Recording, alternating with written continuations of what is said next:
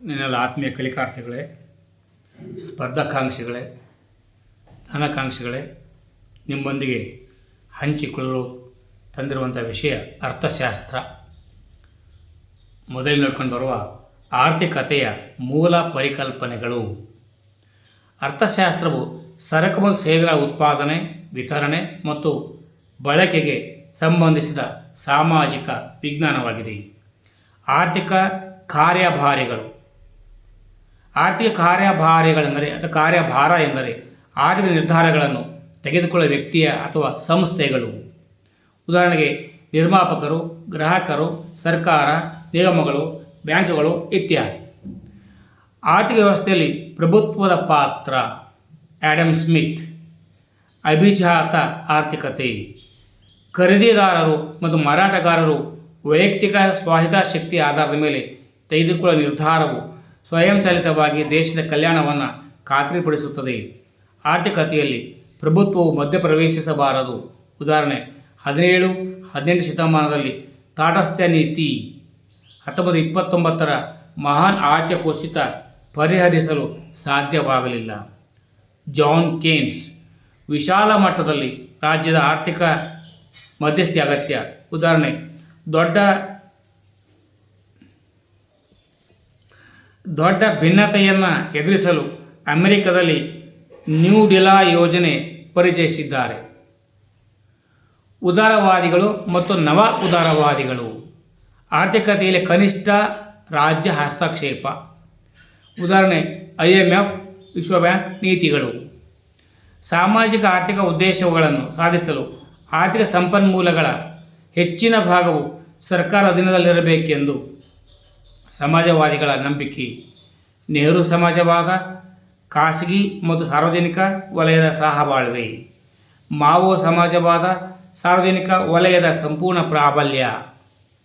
Gandhian ಅರ್ಥಶಾಸ್ತ್ರ, ಆರ್ಥಿಕ ನಿರ್ವಹಣೆ ಮತ್ತು ವಿತರಣೆ. ಗಾಂಧಿ ಪ್ರತಿಪಾದಿಸಿದ ವಿಚಾರಗಳ ಸಮುಚ್ಚಯ. ಆರ್ಥಿಕತೆಯ ರಚನಾತ್ಮಕ ಸಂಯೋಜನೆ. ಒಂದನೇದು ಪ್ರಾಥಮಿಕ ವಲಯ. ನೈಸರ್ಗಿಕ ಸಂಪನ್ಮೂಲಗಳ ಉದ್ಧರಣ ಅಥವಾ ಕಚ್ಚಾ ವಸ್ತುಗಳ ಉತ್ಪಾದನೆಯಲ್ಲಿ ತೊಡಕಾಗಿರುವ ಎಲ್ಲ ಕೈಗಾರಿಕೆಗಳು ಈ ವಲಯದ ಅಡಿಯಲ್ಲಿ ಬರುತ್ತವೆ. ಉದಾಹರಣೆ ಬೇಸಾಯ, ಮೀನುಗಾರಿಕೆ, ಗಣಿಗಾರಿಕೆ ಇತ್ಯಾದಿ. ದ್ವಿತೀಯ ವಲಯ. ಬಳಸಬಹುದಾದ ಉತ್ಪನ್ನಗಳು ಅಥವಾ ಸಿದ್ಧಪಡಿಸಿದ ಸರಕುಗಳ ಉತ್ಪಾದನೆಗೆ ಸಂಬಂಧಿಸಿದ ಎಲ್ಲ ಕೈಗಾರಿಕೆಗಳನ್ನು ಇದು ಒಳಗೊಂಡಿರುತ್ತದೆ. ಉದಾಹರಣೆ ಭಾರೀ ಕೈಗಾರಿಕೆ ಅಂದರೆ ಉಕ್ಕು, ರಾಸಾಯನಿಕ ವಾಹನ. ಮತ್ತು ಲಘು ಉದ್ಯಮ ಅಂದರೆ ಆಹಾರ, ಉಡುಪು, ಸೌಂದರ್ಯವರ್ಧಕಗಳು ಇತ್ಯಾದಿ. ತೃತೀಯ ವಲಯ. ಪ್ರಾಥಮಿಕ ಮತ್ತು ದ್ವಿತೀಯ ವಲಯಗಳಿಗೆ ಸೇರದ ಇತರೆ ವ್ಯವಹಾರಗಳು ಅಥವಾ ಅಂತಿಮ ಗ್ರಾಹಕರಿಗೆ ಸೇವೆಗಳನ್ನು ಒದಗಿಸುವ ಎಲ್ಲ ಕೈಗಾರಿಕೆಗಳು ಈ ವಲಯಕ್ಕೆ ಸೇರುತ್ತವೆ. ಉದಾಹರಣೆ ಬೀಡಿ ವ್ಯಾಪಾರ, ಆರೋಗ್ಯ, ವಿಮೆ ಇತ್ಯಾದಿ. ಇಲ್ಲಿ ಬೀದಿ ವ್ಯಾಪಾರ ಅಂದ್ಕೊಳ್ಬೇಕು, ಬೀಡಿ ವ್ಯಾಪಾರ ಅಲ್ಲ. ಚತುರ್ಥ ವಲಯ. ಇದು ಜ್ಞಾನದ ಸೃಷ್ಟಿ ಮತ್ತು ವಿತರಣೆಗೆ ಸಂಬಂಧಿಸಿದ ಎಲ್ಲ ಕೈಗಾರಿಕೆಗಳನ್ನು ಒಳಗೊಂಡಿದೆ. ಸಂಶೋಧನೆ ಮತ್ತು ಅಭಿವೃದ್ಧಿ, ಶಿಕ್ಷಣ ಇತ್ಯಾದಿ. ಐದನೇ ವಲಯ. ಆರ್ಥಿಕತೆಯಲ್ಲಿ ಉನ್ನತ ಮಟ್ಟದ ನಿರ್ಧಾರ ತೆಗೆದುಕೊಳ್ಳುವಿಕೆ ಈ ವಲಯಕ್ಕೆ ಸೇರುತ್ತದೆ.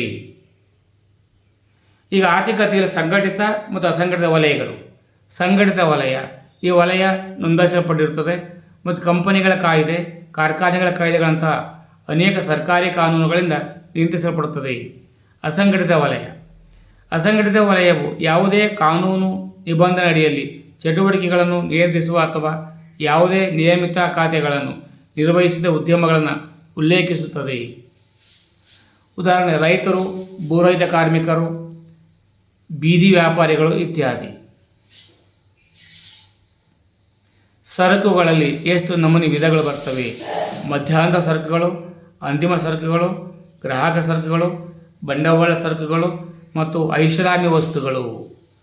ಉತ್ಪಾದನೆಗೆ ಸೇರಿಕೆಯಾಗಿ ಇತರ ಉತ್ಪಾದಕರು ಬಳಸುವ ವಸ್ತುವೇ ಮಧ್ಯಾಂತರ ಸರಕು. ಉದಾಹರಣೆ ಟೈರ್ಗಳಿಗೆ ಬಳಸುವ ರಬ್ಬರ್. ಅಂತಿಮ ಸರಕುಗಳು. ಅಂತಿಮ ಬಳಕೆಗೆ ಉದ್ದೇಶಿಸಲಾದ ಮತ್ತು ಭವಿಷ್ಯದಲ್ಲಿ ಉತ್ಪಾದನೆ ಅಥವಾ ರೂಪಾಂತರದ ಯಾವುದೇ ಹಂತಗಳ ಮೂಲಕ ಹಾದುಹೋಗುವ ವಸ್ತು. ಉದಾಹರಣೆ ಕಾರು. ಗ್ರಾಹಕ ಸರಕುಗಳು. ಗ್ರಾಹಕರು ಖರೀದಿಸಿ ಬಳಸುವ ಸರಕುಗಳು. ಉದಾಹರಣೆ ಬಟ್ಟೆ. ಬಂಡವಾಳ ಸರಕುಗಳು. ಉಪಕರಣಗಳು, ಯಂತ್ರಗಳಂತಹ ಉತ್ಪಾದನಾ ಪ್ರಕ್ರಿಯೆಯಲ್ಲಿ ಬಳಸಲಾಗುವ ಬಹುಕಾಲ ಬಾಳಿಕೆ ಬರುವ ಸರಕುಗಳು, ಐಷಾರಾಮಿ ವಸ್ತುಗಳು. ಆದಾಯ ಹೆಚ್ಚಾದಂತೆ ಕೆಲವು ಸರಕುಗಳಿಗೆ ಬೇಡಿಕೆ ಹೆಚ್ಚಾಗುತ್ತೆ. ಉದಾಹರಣೆ ಚಿನ್ನ. ಚೆನ್ನಾಗಿ ಅಭ್ಯಾಸ ಮಾಡ್ಕೊಳ್ಳಿ, ಮನನ ಮಾಡ್ಕೊಳ್ಳಿ, ಮಂದಟ್ಟು ಮಾಡ್ಕೊಳ್ಳಿ. ನಿಮ್ಮ ಯಶಸ್ಸೇ ನನ್ನ ಶ್ರೇಯಸ್ಸು ಎಂದು ಭಾವಿಸುತ್ತೇನೆ. ಎಲ್ಲ ಸಬ್ಸ್ಕ್ರೈಬ್ ಮಾಡ್ಕೊಳ್ಳಿ. ನನ್ನ ಧ್ವನಿಗೆ ಬೆಂಬಲ ನೀಡಿ. ಜೈ ಕನ್ನಡಾಂಬೆ, ಜೈ ಕರ್ನಾಟಕ, ಜೈ ಭಾರತ್ ಮಾತೆ. ಸರ್ವೇ ಜನೋ ಸುಖಿನೋ ಭವಂತು. ಸರ್ವರಿಗೂ ಶುಭವಾಗಲಿ.